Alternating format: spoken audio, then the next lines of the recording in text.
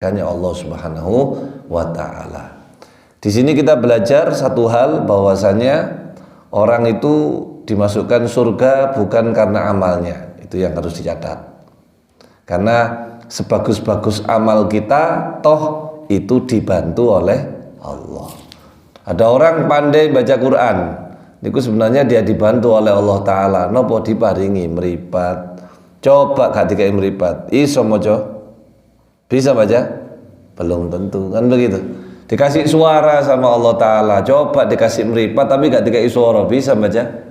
Nggak bisa. Dan kita dikasih akal oleh Allah taala dan seterusnya. Toh ibadah yang kita lakukan niku sedaya juga direwangi Gusti Allah. Mudah-mudahan insyaallah kula lan panjenengan masih terus dibantu oleh Allah taala untuk taat kepadanya sampai meninggal dalam keadaan husnul khotimah. Allahumma amin ya rabbal alamin.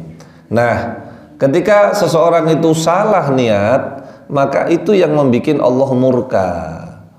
Karena sudah dibantu, niatnya salah. Ya, direwangi, dikai bondo, dikai moto, dikai awak, semuanya niatnya salah. Ya tentu bikin Allah nggak terima dong. Jadi niat ikhlas lillahi ta'ala itu nomor satu. Gitu. Seperti sebagian kata orang soleh, mereka mengatakan yang penting saya berjuang, urusan hasil apa katanya Allah. Itu kena digawe dalil pejuang cinta, yang penting sudah berjuang, berhasil tidak apa katanya Allah. Hadirin ya, ini yang kedua, kita belajar satu hal, belajar lagi satu hal, apa? Jangan sombong dengan apa yang kita raih sekarang. Karena apapun yang kita raih itu sebenarnya dibantu Gusti Allah. Iso sugih, iku krana panjenengan dikai rezeki sing apik, ojo sombong. Iso alim, ya karena dibantu sama Allah. Karena Allah gerakkan orang-orang untuk mencintainya, mengambil ilmu darinya. Jenengan iki purun ngaji teng kula niki sing gak oleh sombong, bener. Napa? Dibantu Gusti Allah. Masih kula teko awal sadurunge subuh, marang jenengan sedaya sepakat mulai kabeh mari sembahyang subuh. Ya napa? Pengajian mboten? Mboten tah hadirin. Karena Allah menggerakkan panjenengan tetap di sini. Nanti kalau sombong, ini. Sing wis duwe rumah sama yang belum punya rumah, ya ndak boleh sombong. Toh sampean direwangi Gusti Allah, sampean dilancarno rezeki ini kalian pangeran, ditakdiri suatu omah, Mas yoga utang, sebagian juga ada yang KPR sian, ya itu kabeh Gusti Allah sing ngatur. Sing iki gurung ditakdir iso duwe omah ya sing sabar. Semuanya Allah taala. Ndak ada yang karena kemampuan sendiri. Jadi saya ulangi, jangan sombong. Ada orang jadi dokter contohnya, kerja di rumah sakit. Moro belas ganok sing loro. Belas ganok sing loro, belas. Payu rumah sakitnya. Payu mboten sampai ditulisi suntik 1 gratis 1. Ya. Suntik 1 kali gratis 1 kali. Cek apa? Ya cek payu. Ono sing gelem? Ndak ono, Mas. Atau ditulisi sing besar. Ya, periksa hari ini diskon 50%. Ndak iso. Jadi dokter ojo sombong soale ono sing lara digampangno Gusti Allah. Tadi dokter gigi, Mas yo ahli modeli apa? Lek sak donya gak sing lara untu. Ya apa? Untune putih kabeh gak sing kuning. Rapi kabeh. Payu tadi dokter. Nah iso dadi ojo sombong. Ini kita belajar dari ini loh, amalan yang sakmini ini loh, dibantu oleh Allah. Poinnya di sana. Sebagian orang soleh itu mengatakan begini, ba'dus solihin yaqul Inna fi hayatikum dars. Sesungguhnya di dalam kehidupanmu itu juga ada pelajaran. Kata beliau, al-mudaris ithnan. Pengajar itu ada dua, natik wa ghairu natik.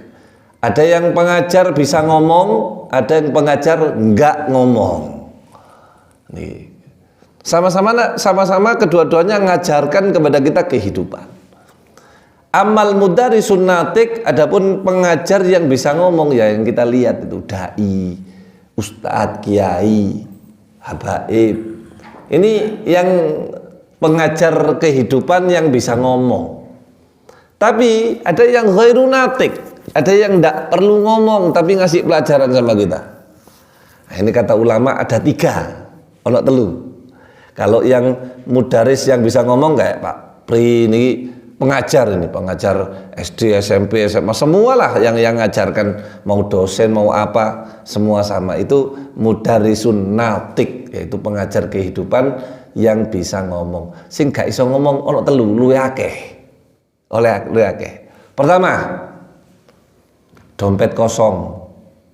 Itu guru itu. Ngajarkan kepada kita bahwasanya yang maha mencukupi itu Allah. Hadirin, coba lihat panjenengan pirsani wong lek pas dompetnya kosong bolak-balik nyebut Gusti Allah ya Allah ya Allah itu ngajari ini tak dongakno muga-muga sing ndek kene iki dompete ya. Karena kadangkala dompet kebe itu malah membuat kita lalai dari sang pemberi nikmat. Ya, pertama. Jadi memang kadang-kadang ya kudu ngerasakno dompet kosong itu kudu ngerasakno hadirin biar kita belajar sesuatu langsung. Lek wis pas gak duwe plus rekening kari sithik tagihane sik akeh gak karu-karuan waduh ngeluh langsung mlebu musala. Allahul kafi Rabbunal kafi. Maca niku Allah Maha mencukupi. Jadi belajar itu semuanya pasti ngalami fase ini. Nabi kita Muhammad Shallallahu Alaihi Wasallam pun pernah gak pegang uang sama sekali. Nah ini satu. Kedua, guru mudaris ghairu natik yang gak perlu ngomong itu namanya patah hati hadirin. Patah hati. Ngajarkan apa kepada kita Wadi? Mengajarkan supaya kita jangan bergantung kepada makhluk. Kadang kita ini berharap sesuatu dari orang yang sama-sama porsinya kayak kita. Mengandalkan orang, gak mengandalkan Allah. Yes. Seorang suami terlalu mengandalkan istrinya. Gawe kopi ae gak iso. Sopo cari bojone, gawe ngene gak iso, umba-umba gak iso, kabeh gak iso apa cari bojone. Bojone mati, tas. Bingung deh wis. Lupa yang berhak yang kita jadikan berhak untuk kita jadikan sandaran utama cuman Allah hadirin. Maaf, ini kita ngomong apa adanya. Ada orang yang kerja ikut perusahaan bonafit, kerja milik perusahaan luar negeri, bayarannya di atas rata-rata. Kalau yang lain UMR 3 juta, dia 5 juta. Terlalu mengandalkan perusahaannya, lupa yang ngasih. Seharusnya yang kita andalkan itu Allah. Bersandar jangan kepada perusahaan, kolab perusahaannya, jebret, bingung dah. Bingung, salah dewi, bersandar yang tidak kuat.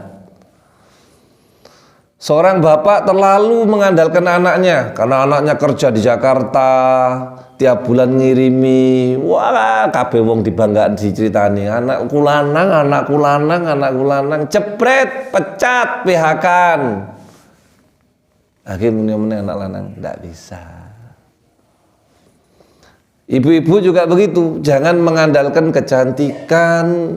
Kadang bilang, lek bojoku ya awet, wong aku ayu kok. Ya Allah, berapa banyak kita lihat kasus istrinya cantik luar biasa, justru suaminya kecantol pembantunya. Akeh apa ora? Akeh apa ora? Bu, jawaban Bu. Gak wani jawab. Memang kenyataan. Jari ini pembantu nih, wajah memang kalah, goyangan bisa diadu. Aragon, kalah mana? Bapak jangan mengandalkan kekuatannya. Aku wong lanang, tahes gini. Allah Pak, Allah. Nabi pernah mengatakan syawirhunna wa khalifhunna. Wong wedok iku jangan musyawarah, tapi hasil keputusannya berbeda. Delon wong wedok. Bah, si kait ngomong A wis B, mari B ya wis B, gak sido wis A maneh, bulet. Itu perempuan, ya boh. Mau ngandalkan siapa? Ndak ada. Yang kita andalin cuman Allah. Patah hati, kecewa, terlalu mengandalkan orang, punya TPQ, terlalu nang donature mandek. Usahane macet, ente Anda hadirin. Nggak ada yang kita andelin, cuman Allah. Yes, belajar itu. Senggate rabi, ya Allah, coba itu kasus di Instagram, di TikTok sama delok kabeh. Kurang terong minggu rabi. Itu kasus akeh, paham itu? Nggih. Kudu pasrah nang Gusti Allah. Yang terakhir, guru terbaik, mudaris ghairun natik, yang ndak usah ngomong, yaitu gagalnya sebuah usaha. Kita belajar berpasrah diri kepada Allah. Panjenengan tahu, kalau kita ini lagi sedih, kita lagi banyak masalah, mungkin kita ini dikhianati oleh orang terdekat kita. Siapa sih orang yang lebih sengsara dari kita? Ada enggak yang lebih sengsara dari kita? Ada, hadirin. Nabi Muhammad. Ujiannya paling berat. Semua yang ada di muka bumi ini diuji, siapapun. Mulai Nabi Adam belum ada di muka bumi diuji oleh Allah Subhanahu wa taala.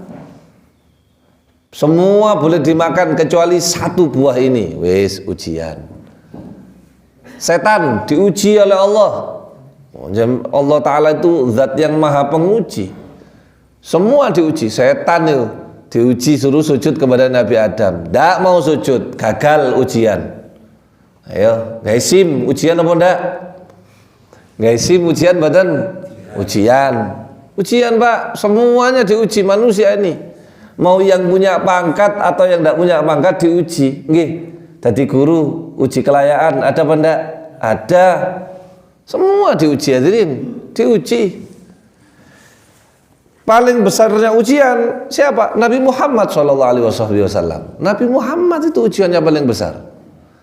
Bahkan dikatakan segala macam ujian sudah pernah dirasakan Nabi Muhammad. Pertanyaannya, kenapa kok seperti itu? Kenapa kok Nabi diuji paling berat? Jawabannya, untuk menjadi seorang dokter yang ahli, maka dokter itu harus mengalami dulu apa yang dialami oleh pasiennya. Itu baru dikatakan dokter handal. Jadi dia tahu apa yang terjadi, apa yang harus dilakukan, dia harus tahu itu. Nabi Muhammad pernah ditinggal sedo istri tercinta di saat dakwahnya sedang berkembang. Nabi Muhammad pernah dikhianati oleh pamannya sendiri. Nabi Muhammad pernah tidak punya apa-apa, hadirin. Pernah tidak makan sampai 3 hari 3 malam. Itu Nabi Muhammad. Supaya apa? Ini rahmat kagem kulolan panjenengan semuanya. Semua yang pernah kita alami itu pernah dialami Kanjeng Nabi, dan kita belajar satu hal, Nabi tetap pasrah kepada Allah. Tuh, Nabi Muhammad itu. Allah, Nabi paling mulia, Sayyidul Anbiya wa Imamul Mursalin, seharusnya tidur di kasur yang paling empuk. Ternyata dalam riwayat Imam Bukhari, Rasulullah itu tidur cuman beralaskan tikar sampai ngecap di badan dan tangan beliau. itu Nabi Muhammad. Sak soro-sorone kula lan panjenengan ndek kene ora tahu turu ndek kloso. Allahumma shalli ala Muhammad. Ayo. Nah ini belajar 3 ini semua jadi guru terbaik buat kita. Ya, kantong kosong, hati yang patah, dan usaha yang gagal. Semuanya disandarkan kepada Allah. Itu pelajaran yang ketiga. Kemudian kita lanjut dari kitab Tambihul Ghafilin. Wa qala Abdullah bin Hanif al-Antaqi, yaqulullahu ta'ala li 'abdihi yaumal qiyamah idzal tamasa thawaba 'amalih. Allah Ta'ala akan mengatakan kepada hambanya besok hari kiamat, jika hamba itu bertanya tentang pahala amalnya, Allah balik tanya, alam naj'al laka thawabaka, alam nuwasi' laka fil majalis, alam takun fi dunyaka, alam nurakhis bai'uka wa syara'uka, alam takun mithla hadza wa asbah. Niki Gusti Allah itu namanya Allah Ta'ala, hadirin nggih, ngudal kebaikannya itu ya pantas yang memang Allah. Ketika hambanya tadi tanya, ya Allah pahala saya mana? Gusti Allah balik tanya, sampean iki tak kei sehat apa ora? Awakmu iku lho tak kei kelambi apa ora? Bayi procot metu lho kelambian. Ngoten. Bukankah ketika sampean dewasa banyak orang menghormatimu? Bukankah saya sudah memudahkan urusan rizkimu? Bukankah urusan jual beli kamu cuman kulak sing nekakno sing tuku iku aku? Alam takun mithla hadza wa hadza. Dawuhipun Gusti Allah, lagi sampai kita itu sampai malu mau minta pahala itu. Karena di saat itu Allah menunjukkan, aku Tuhan, kamu hamba. Mau amal sedikit masuk surga, atau dibalik amalnya banyak, masya Allah, kuliah subuh, mari kuliah subuh, sholat isyraq, sholat duha 8 rakaat, qobliyah ba'diyah dilakoni, lalu Allah Ta'ala masukkan ke neraka sakarepe Allah, tidak bisa nuntut. Dan kalau di saat itu, waduh Pak, kayak perahu bocor di tengah lautan yang luas Pak, alamat apa Pak? Perahu bocor di lautan yang luas, alamat apa? Aduh, alamat bongko, hadirin wis. Mesti bongko wis ada. Nah di saat itu loh kita itu baru kecil hati, ya Allah, getun winginane ya Allah, astagfirullah, iso, sudah terlambat sudah. Makanya kata guru kami, beliau mengatakan hidup itu cuman sekali, manfaatkan dengan sepandai-pandainya. Urip ade namung ping pisan niki tok, ganok cadangane, ganok gantine. Pak Budi, ketika kita sudah di dunia, resikonya nanti sampai ke akhirat. Allahumma shalli ala Muhammad, ya Allah. Ngene iling, lek ngene iki iling. Sumpah lek ngene iki iling. Metu umek mana mbek penggawean mbek ngene wis lali wis. Nih, kita pakai otak kanan kita itu untuk mengingat yang ini, hadirin. Ini supaya masuk ke hati kita. Aku kurung ini. Musuh kita itu banyak. Masuk ke pembahasan ini. Sebagian ahli hikmah ditanya, manil mukhlis? Siapa sih orang yang ikhlas itu? Siapa? Mereka menjawab, al-mukhlis, orang yang ikhlas itu alladzi katama hasanatihi kama yaktumu sayyi'atih. Orang ikhlas itu orang yang menyembunyikan kebaikannya sebagaimana dia takut ketahuan keburukannya. Niku wong ikhlas. Enggak mau ketahuan orang kalau berbuat baik. Singit-singit, semakin sedikit yang tahu dia berbuat baik, lebih baik. Niku orang ikhlas. Saya baca dalam satu kitab, puncak keikhlasan itu adalah ketika hendak mau dipuji orang. Itu apa? Puncaknya keikhlasan. Orang kalau sudah tidak butuh pujian, ini orang sehat. Tapi kalau orang itu butuh pengakuan orang lain, ini orang tidak sehat. Orang sakit ini. Dia pingin diakui di masyarakat, loroi. Karena kalau sampai nggak ada orang yang ngakui dia, atau ada orang yang mencelanya, stres deh. Dia pikiran ya apa carane jenengku api. Allah. Nah, itu orangnya sakit, orangnya nggak ikhlas, amalnya mardud, ditolak sama Allah Ta'ala. Paham gak? Nyantol mboten iki? Sik ngombening kok ae ta. Hadirin iki ana pengajian bingung ngombe wong bingung nampani lho, ya Allah. Wis sampean dum sik wis, mandek sik wis. Iya. Tak ngombe pisan wis. Ayo, monggo wis terus not sik. Bismillah.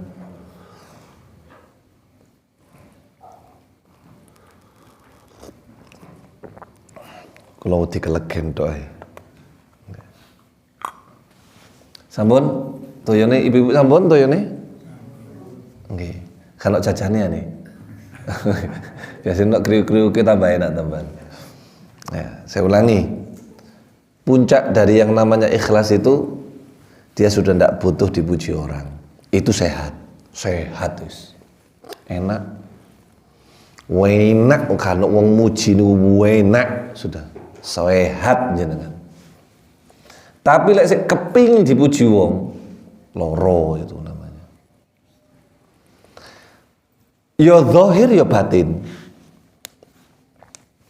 Ya zahir ya batin. Kalau zahir hadirin penyakit zahir ono rumah sakit, ono dokter. Ada Pak siapa? Pak Bambang. Loro iso nang dokter mari. Sing repot itu penyakit batin. Kenapa? Yang bikin sakit itu setannya. Kalau panjenengan baca surat An-Nas, alladzi yuwaswisu fi sudurin nas. Ya. Qul a'udzu birabbin nas, malikin nas, ilahin nas, min syarril waswasil khannas. Ada setan namanya khannas. Setan ini tugasnya yuwaswisu fi sudurin nas. Bukan setan yang pocongan, mak lampir, sundel bolong, gampang nih. Gak medeni belas, itu paling medeni zahir. Pocongan ya biasa apa? Lek sing medeni sing khannas iki hadirin sampai Allah sebut namanya di dalam Al-Qur'an nama setannya. Ayo.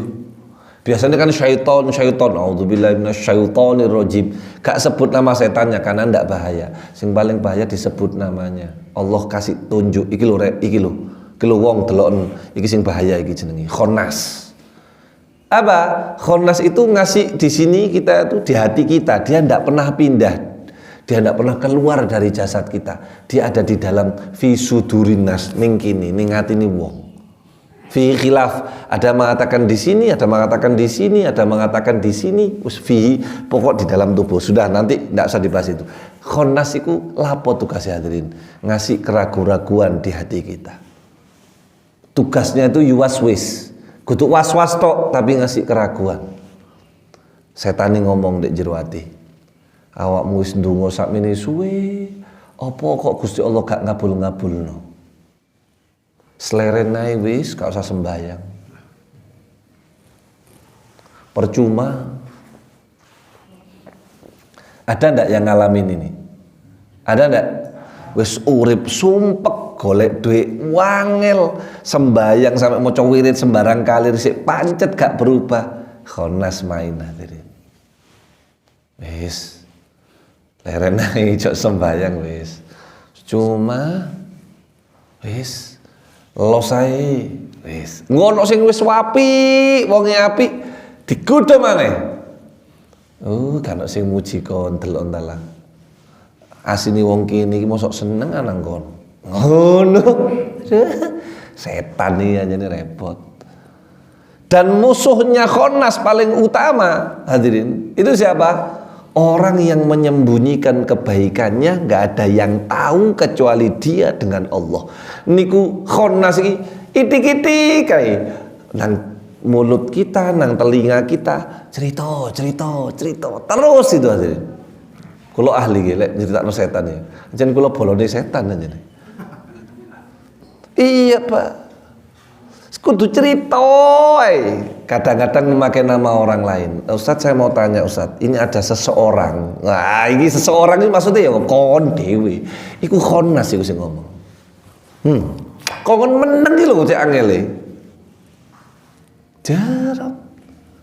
Sik kait sembayang bengi sik dina iki mang. Wis ketok ngomprok ngene. Akhire koncone takon. Ngantuk sik itu. Karo mulai jam 2 melek awake sik kae iki. Dino iki tok salat dalu niku lho sik kae ini wis cerita. Entek wis amalnya. Si oleh seminggu salat malam istiqomah seminggu. Status wis. Tek ibadah terbaik adalah 2 rakaat di waktu malam. Waduh, dobol wis parah. Wis. Apa hadirin? Ya Badi. Waduh. Maca Quran ini pas miki tepak, enak miki bahasan. Waduh, enak no lek maca. Ini yang bagi yang paham cerita saya is pengalaman nih. Ya, tadi miki niku enak, son niku enak Pak Bri. Moco enak ngono rasane. A'udzubillahi minasyaitonirrajim. Waduh.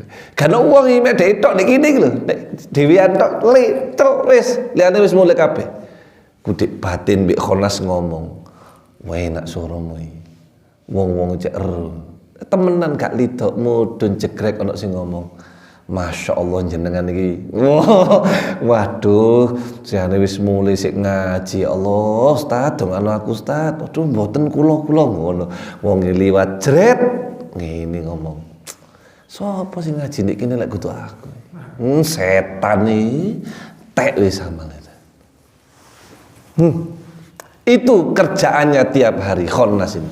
Yuwaswis fi sudurin nas. Jok sampai ada iki elek di ngarepe wong, kudu sing api kan. Udah. Gusti ya Allah.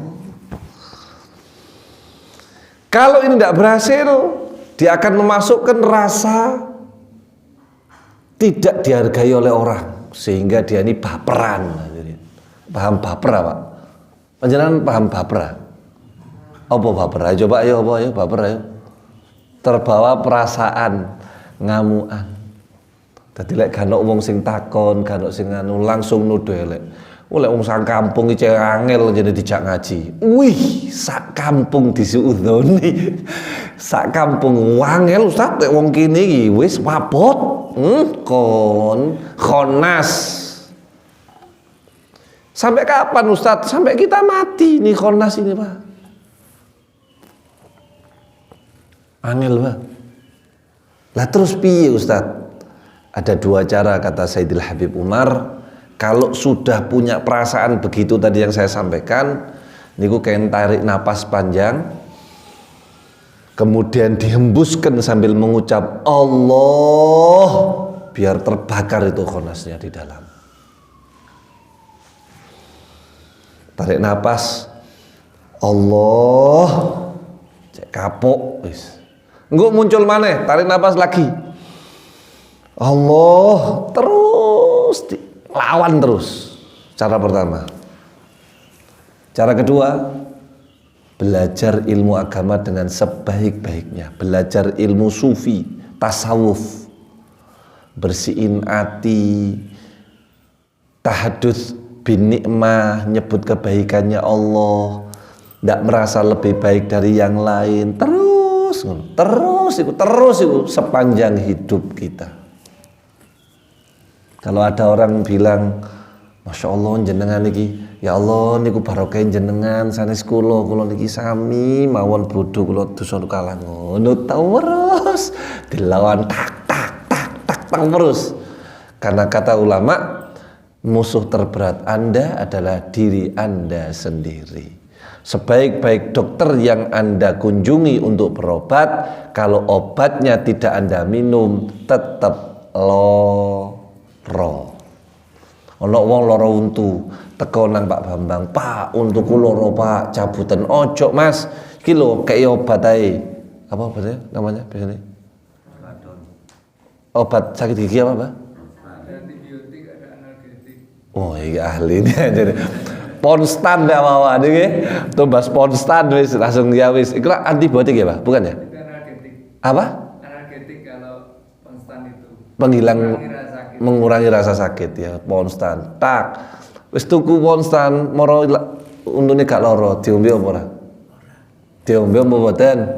Mboten. Kalah mbek awake dhewe mangan wong niku waras kudu krana doktere sing hebat, krana wong iki gelem ngombe obat. Doktere jos nomor 1, lek obate gak diombe ya apa? Jadi kita yang bisa nyembuhin diri kita sendiri.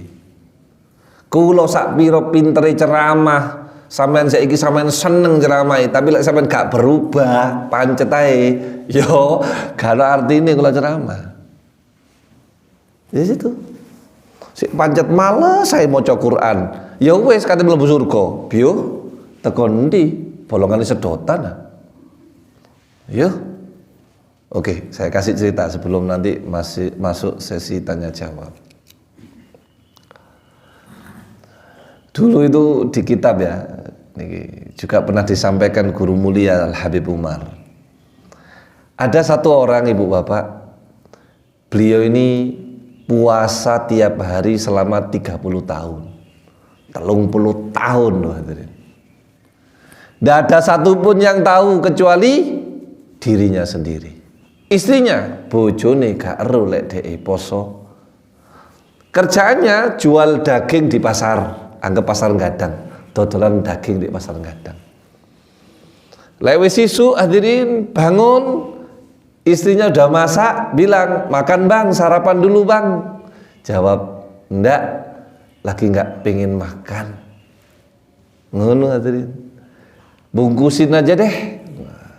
Bungkusna deh, wis tak gawone nang bedak. Engkok mulai nih, mantun maghrib mari buka, cek kan sing ngeru. Satu pun tidak ada yang tahu kalau dia puasa 30 tahun. Siapa yang paling panik hadirin? Yang paling panik setan hadirin. Khonas ngelumpuk seluruh dunia, bikin konferensi setan Khonas internasional. Konferensi setan Khonas KSKI, konferensi setan Khonas internasional. Rapat. Ya apa iki? Ono wong siji 30 tahun bahkan tidak pernah menyebut dirinya puasa. Bikin panik ini. Iki tahu nyoba gagal kabeh, sudah gagal kabeh wis. Ono Khonas cilik. Ya. Kondo. Tuan pimpinan, izinkan saya yang akan menggoda orang ini. Saya pasti bisa menggodanya. Jadi nih kepala pimpinan setan, gak bahaya dah? Dijawab, ya bahaya. Tapi lek gak digoda, dia akan mengganggu kestabilan Khonas internasional. Oke sudah, silakan digoda. Dia bilang, saya punya syarat, saya butuh waktu 3 hari. Saya akan puasa, ndak makan, ndak minum. Oh silahkan. Iki setan pak tirakat kating nggodha wong. Ana wong kepengin sukses gak tirakat, gak sembayang bengi, mboten witiran, gak sedekah, gak poso Senin Kemis, kepengin mlebu surga. Allah, iki setan mau nggoda tirakat pasen. Allah. Hari ketiga, setan Khonas kecil ini merubah menjelma dirinya menjadi orang. Iki setan itu saged menjelma jadi orang ya. Itu disebutkan itu dalam Quran juga disebutkan. Bahkan dalam Sahih Bukhari niku Nabi pernah ketemu setan hadirin. Abu Hurairah pernah ketemu. Sahih Bukhari turun surat apa ayat kursi ini. Allahu la ilaha illallahul hayyul qayyum itu turun ayat itu. Ono cerita nih. Nanti kapan apa? Subhanallah. Macak wong jenenge wis gak mangan gak ngombe, setan ya lemes podo, sama Pak, lemes ini. Datang ke pasar bawa uang, beli daging, bawa uang 200.000, monggo Pak, beli daging Pak, 1 kilo dikasihkan uang 200.000. Diiris daging, diadai kresek, adai godong. Makasih lho Pak. Besok jagongan ini, Pak, gak ditambah ya Pak. Aku tuku 1 kilo Pak, lumayan Pak. Tambah ono sithik. Oh iya, tambah ya Pak. Allah Pak, cok sithik-sithik po. Oh. Aku dina iki poso Pak. Sampeyan ro kan pahalane ngekeki buku wong sing poso. Oh iya. Dirisno maneh. Pak, ojo sakmono, tambahi dong Pak. Tambahi 1 kilo lho gak apa-apa Pak. Aku ki wis poso oleh 3 dino Pak. Kae iki oleh rezeki iso tuku daging. Tambahi dong Pak. Iya, tambahi. Ojo ngono Pak. Tambahi mana Pak sing akeh Pak, sampean medhit jan Pak, tambahi Pak. Ngomong terus, aku poso Pak 3 dino Pak, diulang-ulang. Akhirnya sing dodol daging pawegel ngomong, kon poso 3 dino rame, aku 30 tahun gak tau rame. Muni hadirin, habis pahalanya. Apa kata Khonnas ini? Sun Pak, saya cuma butuh pengakuan dari mulutmu barusan.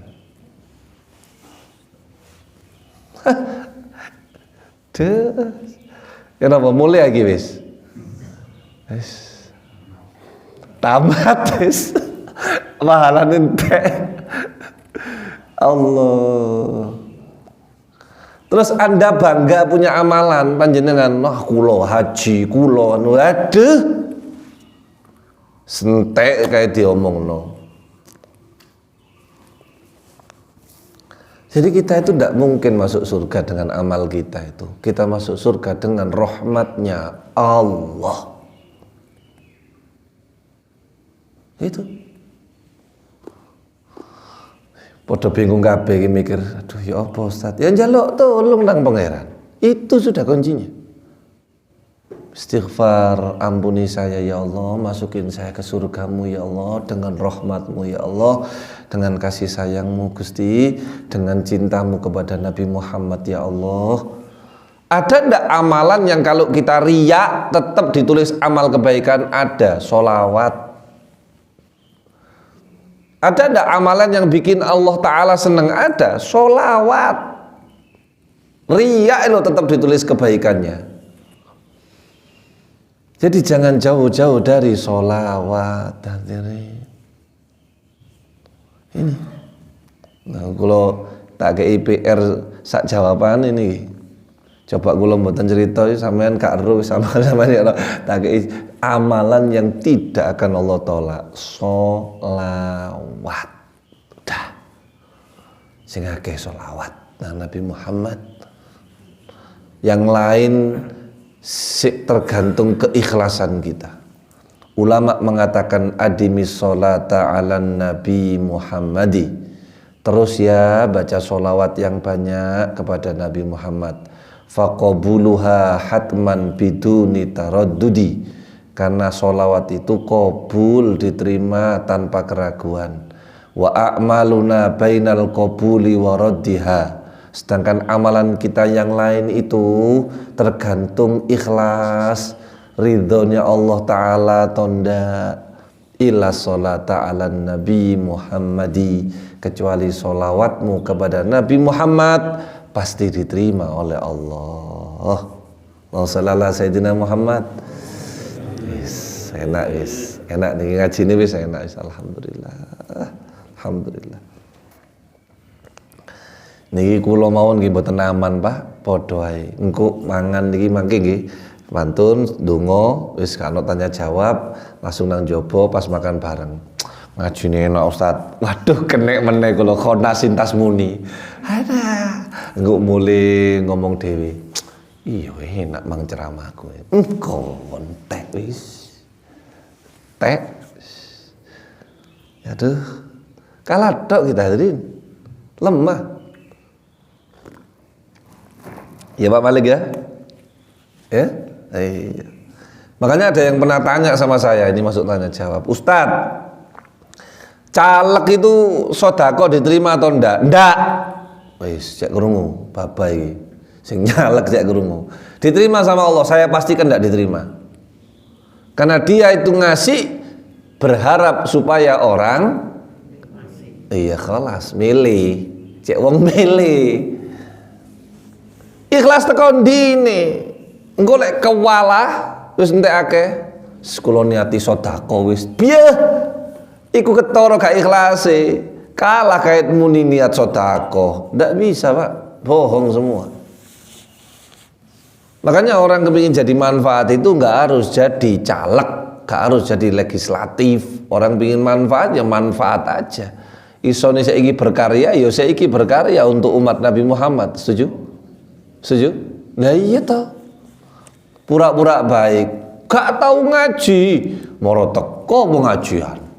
Gak tahu sampai nang majelis maulid, gak tahu moro-moro muncul apa, mau cari apa? Cari muka.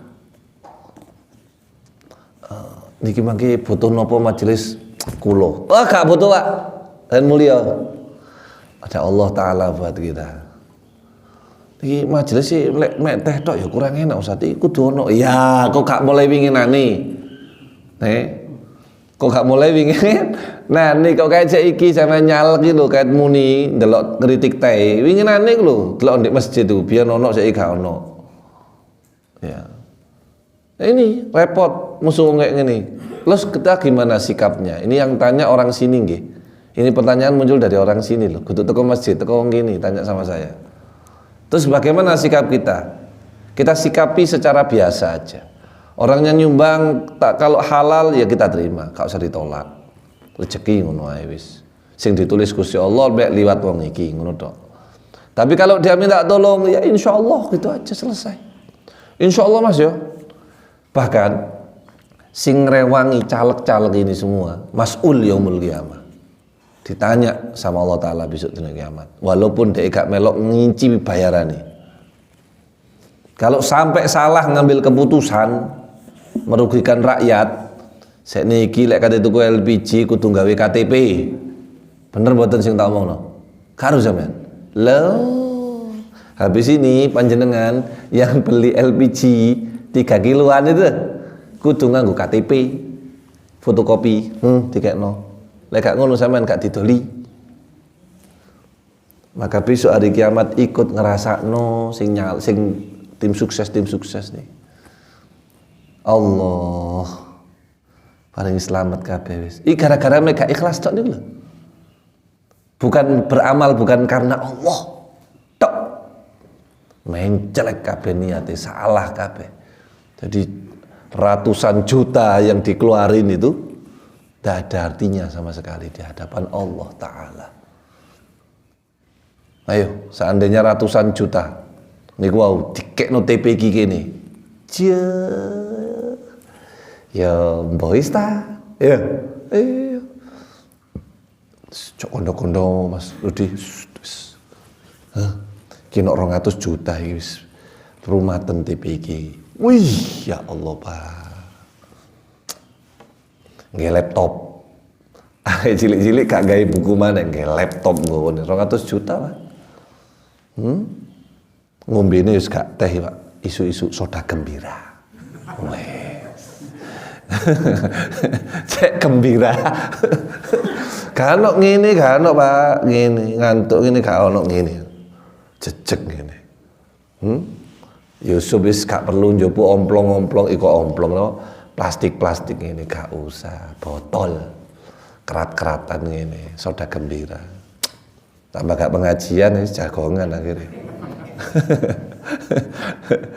Ya ini teko ikhlas tok nih sakmono artinya.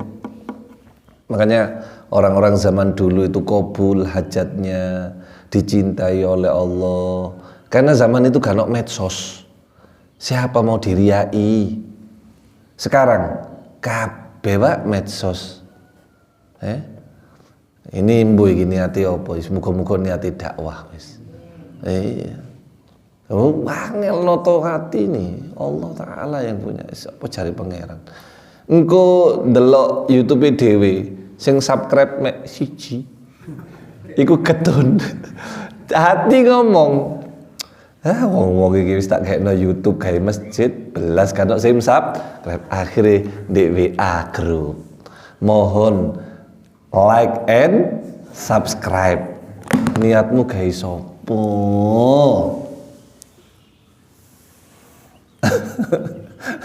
Ya, delok di Facebook sing nge-like mek loro. Sing like mek loro, sing jempol iku lho, Pak. Loro. Aduh. Yes. Tuh. Aduh, mbok wis hadirin. Ayo dibenakno wis. Wis.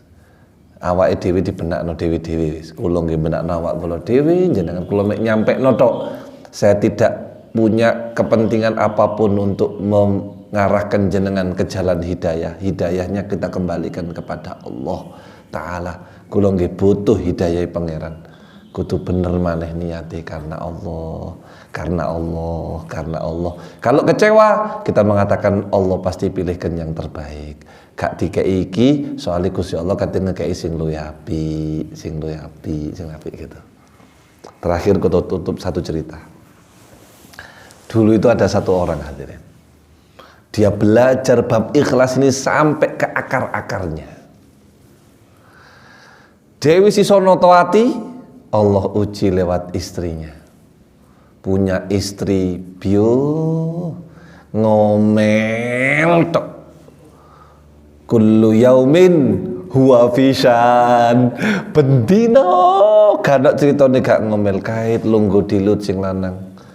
Ya lanang lungguh ae sik kait lungguh hadirin ya Allah. Belajar ikhlas meneh ya Allah, tidaklah engkau menggerakkan mulut istriku kecuali engkau yang menggerakkan ini. Dibenakno atine terus belajar ikhlas.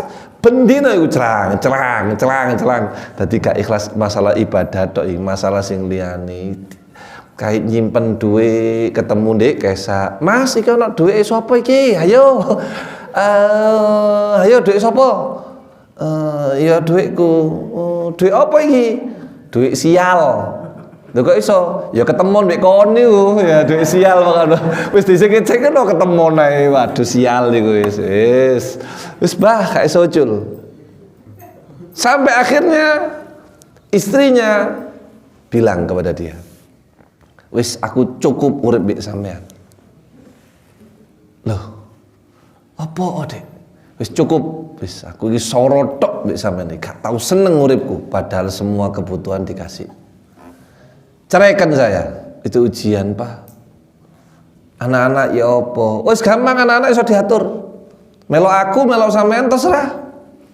Wong sik urip kok. Aku ya iso nyambut gawe dhewe. Aduh.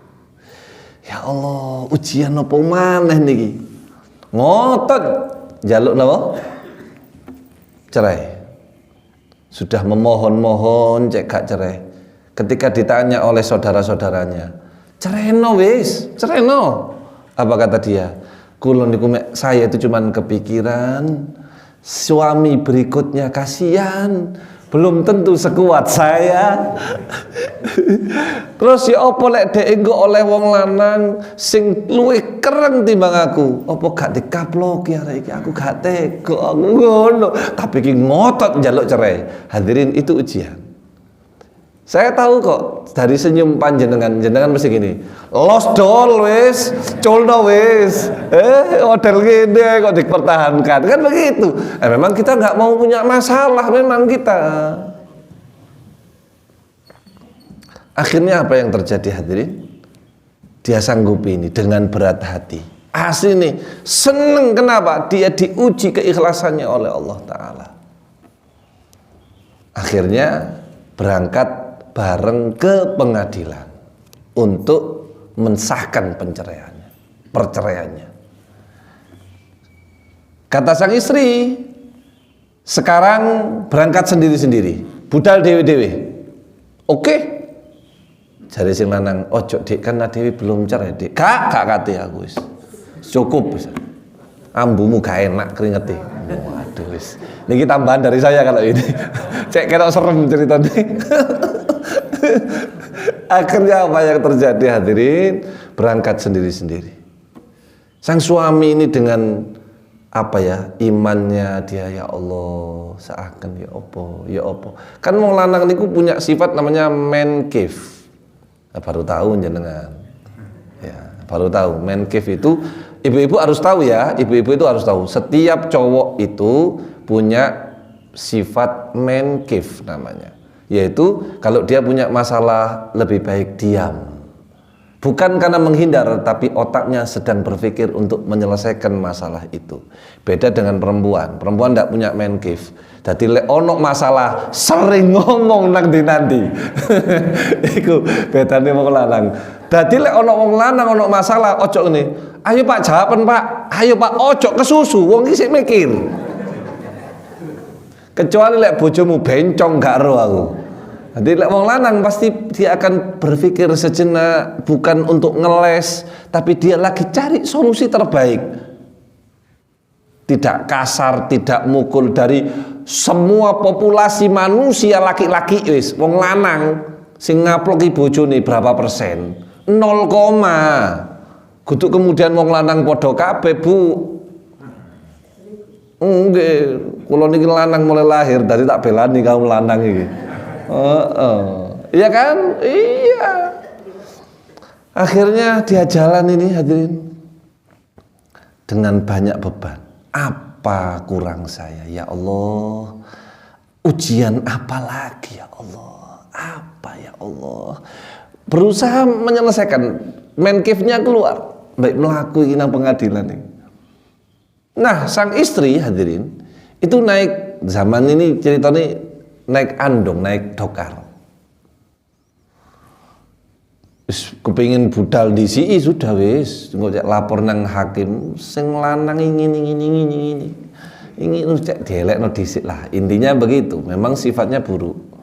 Akhirnya kudane iki larat hadirin. Entah kenapa, jarane iki larat.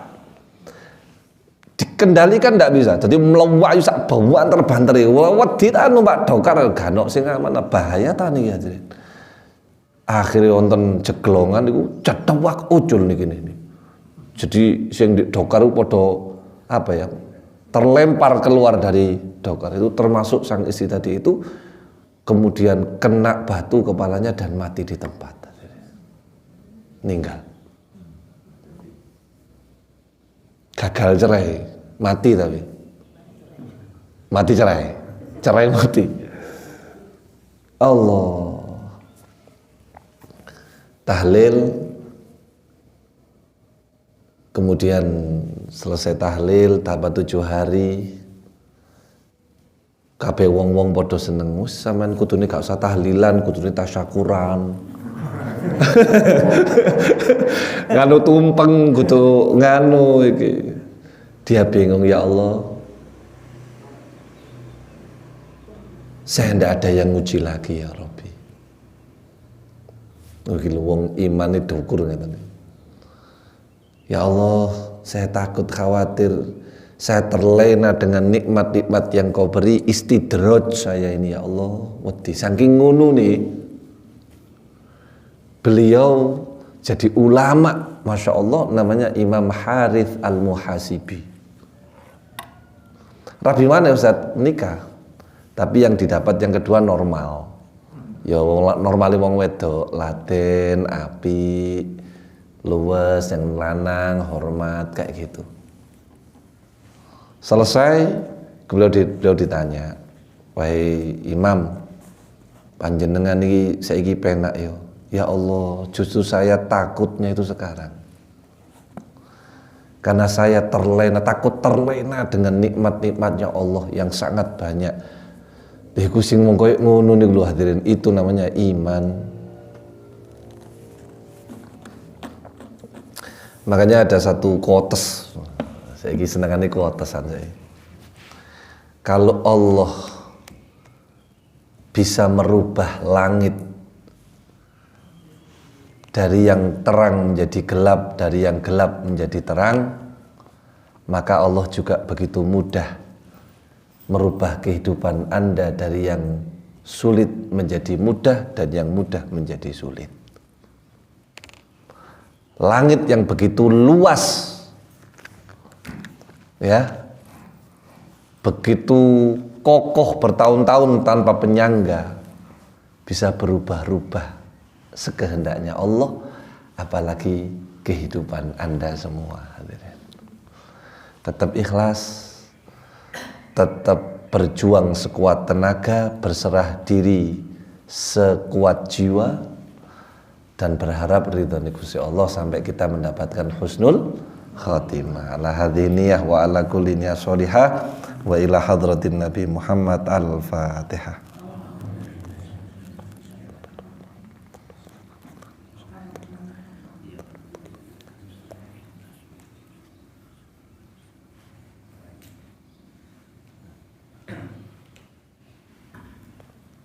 Wallahu a'lam bishawab.